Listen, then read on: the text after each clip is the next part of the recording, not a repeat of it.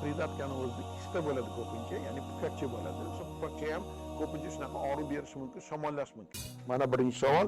Doktor bu savolni yozishdan oldin deydi, kanalingizga qarab chiqdim, bu savolga javob yo'q ekan. Mani moyagim deydi, bir noqat'iy qattiq narsa paydo bo'lib qolgan, uni tomirga o'xshagan narsa ham bor, qo'l bilan tegsa og'riyapti.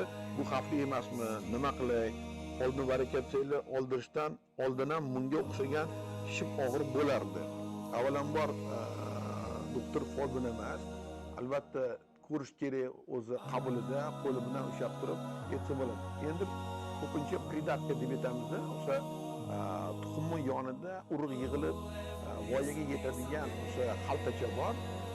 O'sha qon tomirga o'xshagan bo'ladi. Tepa qismida ko'pincha o'sha narsani ko'rib ham shunaqa deb o'ylashadi va pridatkani o'zida ikkita bo'ladi ko'pincha, ya'ni pufakcha bo'ladi. O'sha pufakcha ham ko'pincha shunaqa og'riq berishi mumkin, shamollash mumkin. Ya'ni o'sha pridatkani shamollashi, o'ta kista paydo bo'lishi, uni o'sishi, ba'zi bir xavfli kasalliklarning boshlanishi shunaqa narsa bilan boshlanishi mumkin.